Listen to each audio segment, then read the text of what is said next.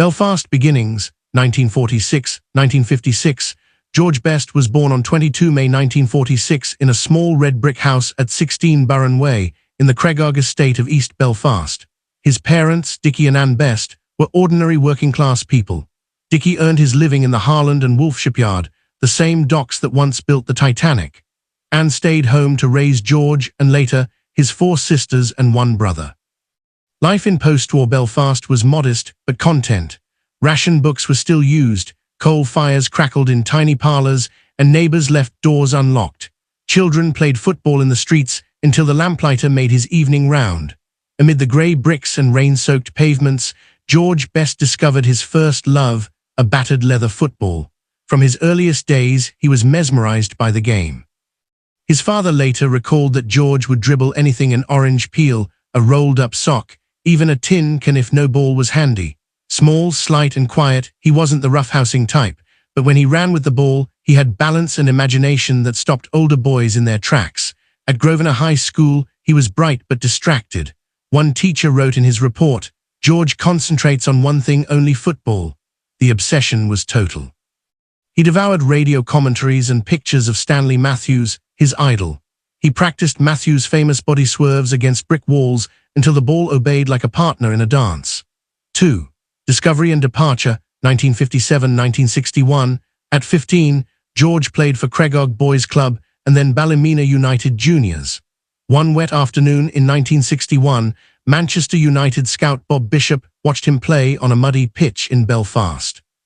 Bishop saw something no statistics could show: a natural grace, a rare instinct for balance and timing. That evening he sent a telegram to United manager Matt Busby, "I think I've found you a genius." Those 7 words changed football history. Busby invited Best to Manchester for a trial. For George, who had never left Northern Ireland, it was terrifying. When he arrived at the Cliff, United's training ground, he was painfully shy. Surrounded by bigger English lads, he lasted only 2 days before running back home to Belfast. But United wouldn't give up. A few weeks later, another letter arrived, kindly urging him to return. His father convinced him to try again. Anthai's time, the homesick teenager stayed. 3. Becoming a Busby babe, 1961-1963, Manchester United in the early 1960s was still recovering from the Munich air disaster of 1958, which had killed 8 players, the fabled Busby Babes. Manager Matt Busby had vowed to rebuild, and youth was at the centre of his vision. At the Cliff, George trained under youth coach Jimmy Murphy, who instantly recognized that he was different. Small but fearless, he glided past defenders as if gravity worked differently for him. His left and right foot were equally gifted, and his dribbling was hypnotic. Off the pitch he was quiet, polite, almost invisible, the Belfast boy with the shy smile, teammates called him. He shared digs with another apprentice, Tony Dunn, and earned £8 a week. Letters home were full of humility and gratitude. He missed his mother's cooking and the Belfast rain. But beneath that shy surface, confidence was building. Coaches noticed that he'd stay behind after training, endlessly practicing feints, headers and free kicks. 4. The debut, 1963-1964. On 14 September 1963, aged just 17, George Best made his first team debut against West Bromwich Albion at Old Trafford. United won 1-0. The crowd saw flashes of brilliance, quick feet, fearlessness, imagination, and a new hero was born. 2 months later he faced Burnley, humiliating seasoned defender Alex Elder with tricks and pace. Newspapers hailed the new Matthews. Within weeks, the boy from Belfast had become a first-team regular. He was different. In an era of short backhand sides and rigid discipline, Best had Beatle-style hair and movie-star looks. When he walked down Deansgate, people stopped and stared. Photographers crowded training sessions. United's young winger had become a pop culture figure. 5. El Beatle, 1965-1966. By 1965, George Best was no longer a prospect. He was a sensation. Manchester United won the first division title that year, powered by the legendary trio of Best, Dennis Law, and Bobby Charlton. Best's dribbling defied analysis. He could drop a shoulder and send 3 defenders the wrong way, or nutmeg a Mantwis before gliding past. Crowds gasped rather than cheered. They'd never seen anything like it. His finest early performance came in March 1966, during a European Cup quarter-final against Benfica in Lisbon. United thrashed the Portuguese champions 5-1, with Best scoring twice. The next morning, Portuguese papers crowned him O Quinto Beatle, the fifth Beatle. He was only 19. 6. Stardom and style. 1966-1967 fame exploded. Teenagers screamed for him like a rock star. Fashion magazines featured him alongside models. Boutiques begged him to endorse clothes. Best opened his own shop's boutique George Best selling Paisley shirts and Chelsea boots. Yet he remained, at heart, a footballer. On the pitch he was ruthless. Defenders targeted him with brutal tackles, but he bounced up smiling. Referees offered little protection, yet Best never flinched. His bravery became legend. United were now one of Europe's most feared teams. Busby's rebuilt side had flair and maturity. For George, football was freedom 90 minutes where everything else disappeared. But off the field, the spotlight was beginning to burn too bright. 7. The European Cup triumph, 1968 was George Best's year of destiny. On 29 May 1968, Manchester United faced Benfica once again, this time in the European Cup final at Wembley. After a tense 90 minutes locked at 1-1, Best struck in extra time. Receiving the ball just inside the box, he rounded the keeper, paused as if time itself stopped, and slotted calmly into the empty net. It was vintage Best, cool, audacious, effortless. United went on to win 4-1, becoming the first English club to lift the European Cup. That night, Best was 22 years old, and at the summit of world football, he won both the FWA Footballer of the Year and the Ballon d'Or, joining the immortals of the game. Matt Busby called him the greatest player in the world. For Best, the dream had come true. The boy from Belfast had conquered Europe. 8. Fame and fracture. 1969-1970, yet as quickly as he rose, cracks began to appear. Manchester United, having reached their pinnacle, began to decline. Busby retired, discipline slipped. Best's fame was now uncontrollable. Photographers waited outside his flat, and every night spot in Manchester wanted him. He drove Jaguars, dated models, and became the tabloids' golden boy. Still, on his day, he was unstoppable. In February 1970, he scored 6 goals in a single match against Northampton Town in the FA Cup, a record that still stands. But consistency suffered. Training sessions were missed. Hangovers became common. His relationship with manager Wilf McGuinness wasn't easy. When Frank O'Farrell replaced him, things worsened. George was 24, rich, and adored yet restless. The game that had once been his escape was starting to feel like a cage. 9. The turning point, 1971-1972. By the early 70s, Best's private life overshadowed his football. He opened nightclubs, chased celebrity, and began drinking heavily. The shy Belfast boy was gone. In his place stood Britain's first football superstar, drowning in fame. Despite moments of brilliance such as a dazzling solo goal against Sheffield United in 1971, his commitment faltered. Teammates couldn't rely on him. Reporters wrote stories of missed flights, absences, broken curfews. Behind the glamour was a growing sadness. Friends noticed mood swings and isolation. Fame had given him everything except peace. He once reflected, "It was all too easy. I was too young to understand what I was losing." 10. Goodbye to Old Trafford, 1973-1974. In 1973, Manchester United's fortunes hit rock bottom. Dennis Law was aging, Charlton had retired, and the club slid towards relegation. Best's relationship with the club deteriorated. He skipped training for weeks, reappeared to score breathtaking goals, then vanished again. Finally, in January 1974, after yet another disappearance, the club had had enough. Manager Tommy Docherty declared, "George Best will never play for Manchester United again." He was 27. His final game came quietly, without ceremony, a defeat to Queen's Park Rangers. The genius who had enchanted Old Trafford for a decade walked away. 11. The end of the beginning. George Best left United having played 470 matches and scored 179 goals. He had delivered joy to millions and redefined what a footballer could be: creative, glamorous, global. But while his career at United ended, his story was far from over. Ahead lay exile, comebacks, America, marriage, addiction, and ultimately tragedy. The boy from Belfast had climbed higher than any player before him, and now he would begin the long, painful descent. When George Best left Manchester United in 1974, he was 27 years old and already a legend. To millions, he was the boy who had played the game as if it were jazz, improvised, graceful, and free. genius without discipline can quickly turn cruel, and the next decade of his life would test every piece of him. At first he thought he could simply keep playing somewhere, anywhere. He joined Dunstable Town, a non-league side whose chairman invited him more for the spectacle than the sport. Crowds packed tiny terraces to see him juggle a ball, to catch a glimpse of what had once been perfection. Even out of condition, he could still conjure a moment that left defenders frozen. But the fire that once drove him was dimming. The late nights and missed training sessions multiplied. In 1975, he signed for Fulham, teaming up with Bobby Moore and Rodney Marsh. It was, in truth, a travelling show, three faded idols giving audiences flashes of remembered brilliance. On good days he was magnificent. One October afternoon against Hereford, he slalomed through defenders, scored and grinned as the crowd rose to applaud. For a second, everyone forgot time. Yet consistency eluded him. He would turn up sparkling one week, disappear the next. Fulham's manager sighed that it was like living with a shooting star, you never know when it will fall. America beckoned. The North American Soccer League was booming, its clubs hungry for European glamour.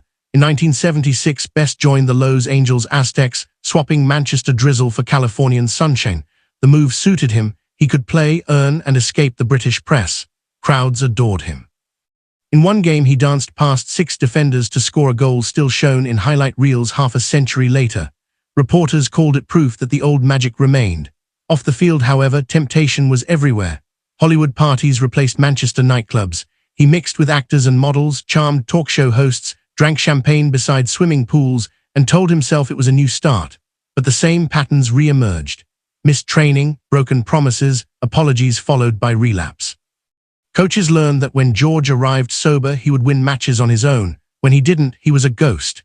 He drifted through the NASL, Los Angeles, then Fort Lauderdale, then San Jose, adored yet untethered. The crowds came less for the teams and more for him. Even children who had never seen him at his best sensed they were in the presence of something once divine. Still, the loneliness deepened. Every new city meant new friends, new bars, new goodbyes. During this American chapter, he married Angela MacDonald James, a former Playboy bunny he had met in a London club. They wed in Las Vegas in 1978, the tabloids calling it the glamour match of the decade. For a while, domestic life seemed possible. When their son Callum was born in 1981, Best promised to change. Photos showed him pushing a pram through Chelsea streets, smiling, determined. Yet the disease that stalked him did not loosen its grip. The more he tried to stay still, the louder the craving grew.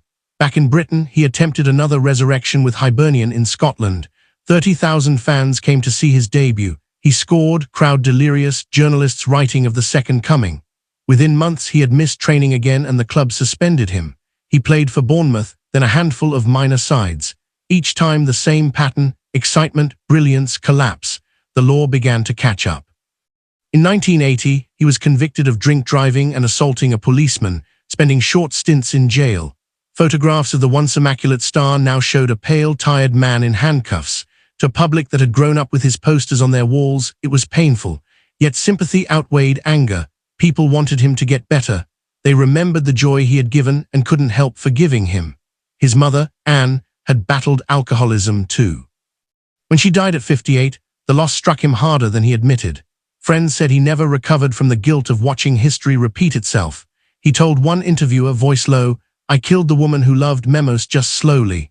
In the early 80s, he became a symbol of fallen celebrity. Television crews filmed him entering rehab clinics.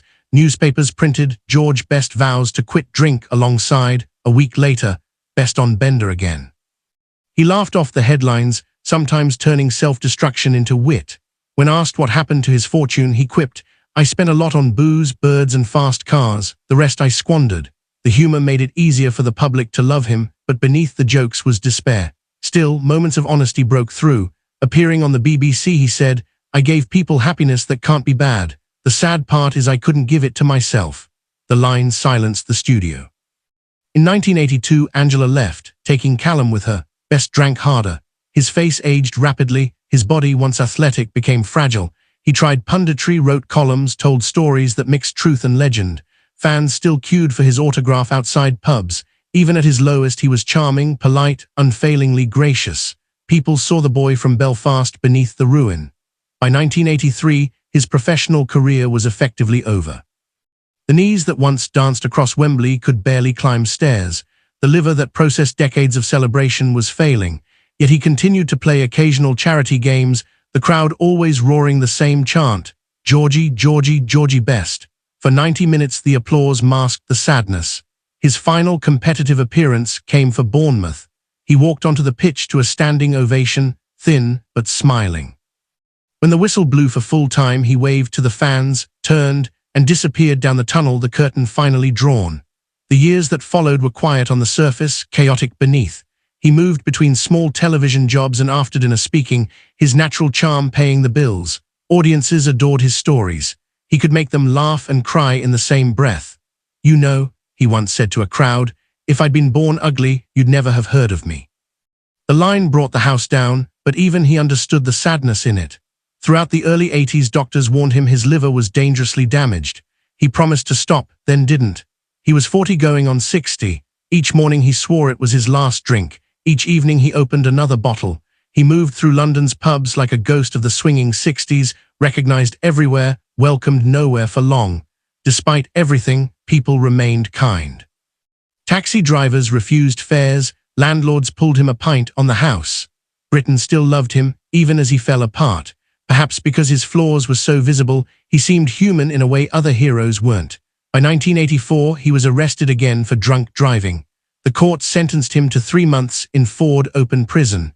For a man who once ruled Old Trafford, it was rock bottom. Inside, inmates treated him with unexpected respect. Some even asked for autographs. When he was released, thin and quiet, he told reporters, "It's been the lowest point of my life." The press hoped it was the beginning of recovery. It wasn't. His brief return to public life after prison felt hollow. He toured small towns giving talks about lessons learned. In reality, he was still learning nothing that could stick. The addiction was deeper than willpower. It had rewired the very chemistry of who he was. The mid-80s found him living alone in London, occasionally visiting Callum, occasionally turning up on chat shows. Britain treated him with a mixture of affection and exasperation.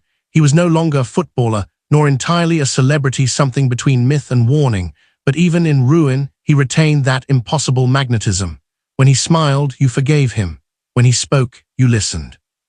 He once told a journalist, "Maybe God made me too good at one thing, and I used up all my luck there." It was the kind of line that explained everything and nothing.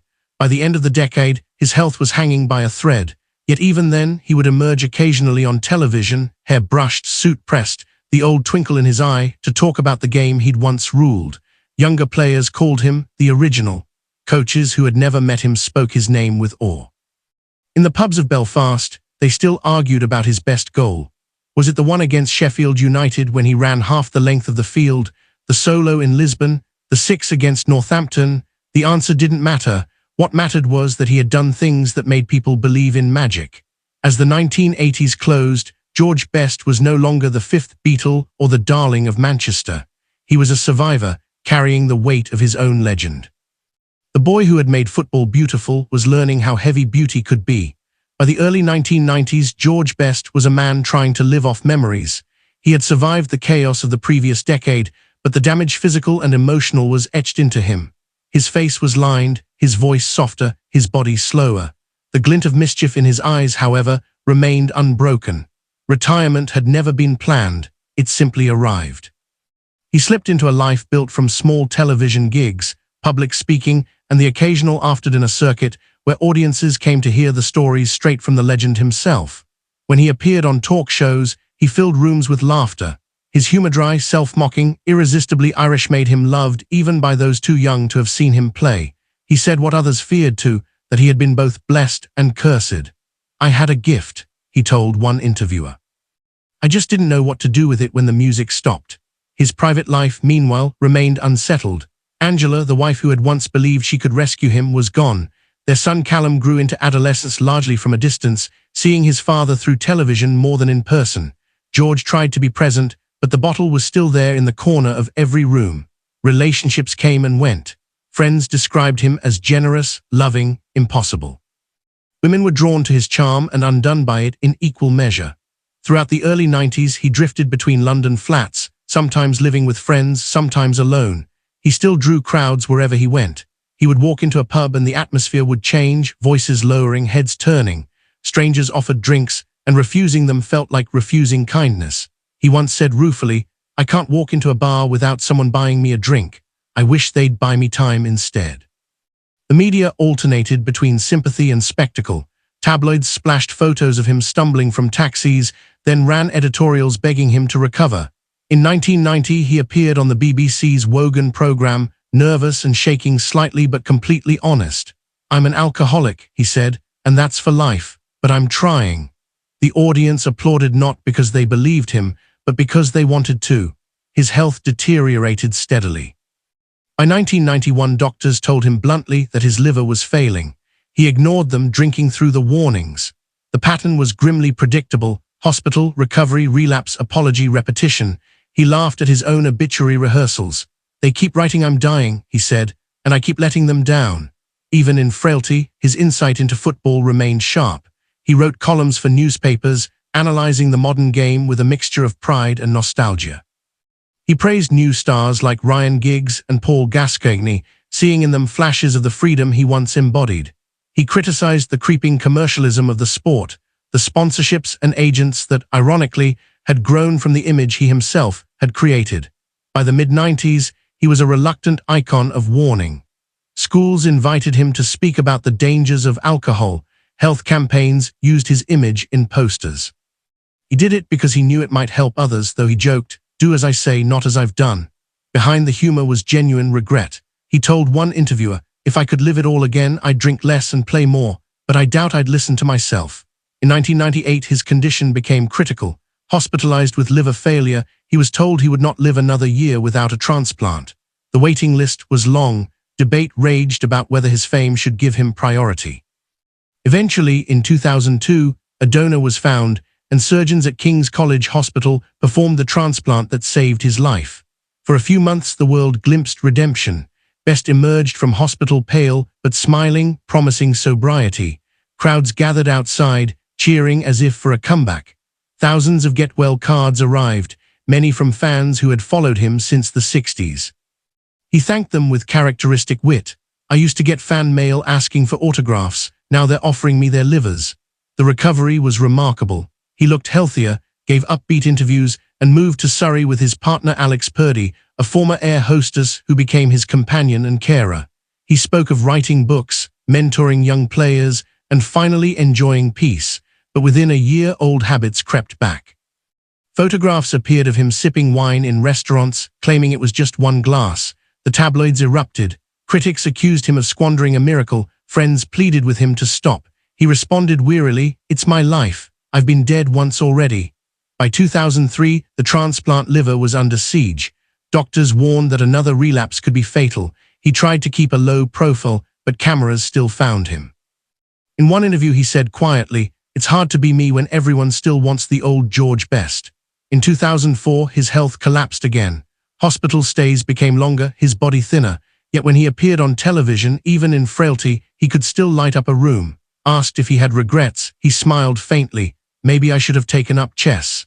In October 2005, he was admitted once more to Cromwell Hospital in London with kidney and liver failure. Outside, fans gathered with banners reading "Thank you, George." Footballers sent tributes. Manchester United arranged for messages to be read out before matches.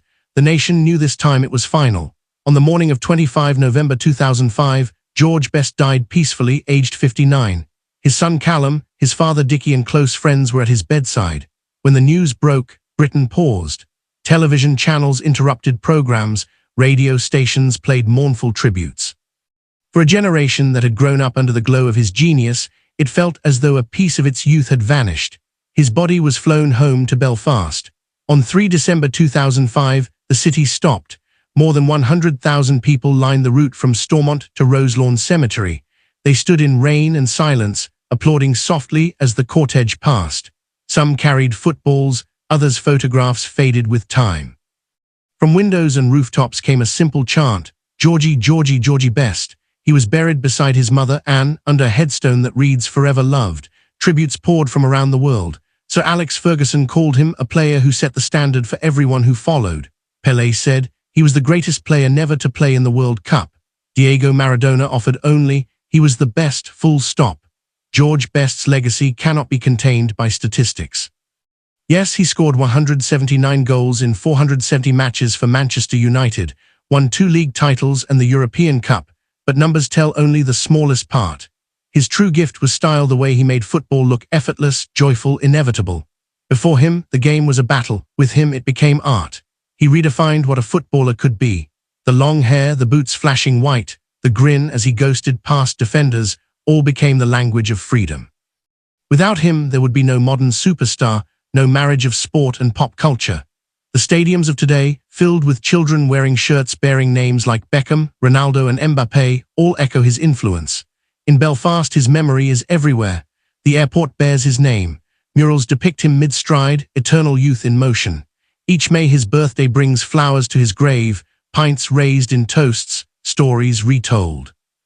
Manchester, his picture hangs in Old Trafford's museum, a reminder that before the millions of social media followers and sponsorship deals, there was a boy who made the world fall in love with the game. His son Callum has since become a quiet guardian of that memory, speaking openly about both pride and pain. He has said that his father's greatest mistake was believing people loved George Best more than George Best loved himself. Yet he also insists his father's story should not end in sadness.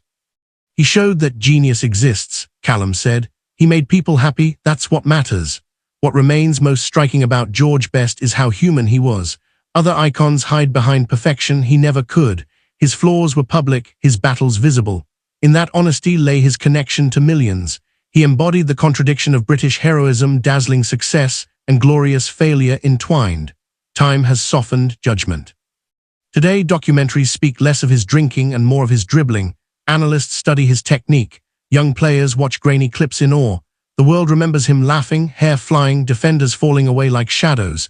In his final years, he once said to a friend, "People keep telling me I wasted my talent. I didn't waste it, I used it. It just didn't last as long as it should have." That may be the truest epitaph of all. George Best lived at a speed the world could not match. He rose higher and fell harder than most could imagine, but in the space between he gave football a new soul. Every time a winger takes on one more defender when he should pass, every time a crowd gasps rather than cheers, a small spark of him flickers still. He was Belfast's proudest son, Manchester's eternal muse, and football's first modern superstar. His story is both warning and wonder, a testament to the beauty and the cost of brilliance. In the end, George Best left behind not just goals or trophies, but a feeling, that sense of breathless possibility when a player makes the impossible look easy. Long after his final whistle, that feeling remains. He once predicted, half joking, that he'd die young but have a good time doing it. He was right about one thing: he had a very good time, and he gave the rest of us memories that will never fade. George Best, the boy who made football beautiful, the man who lived and lost faster than light, and the legend whose name will always mean joy.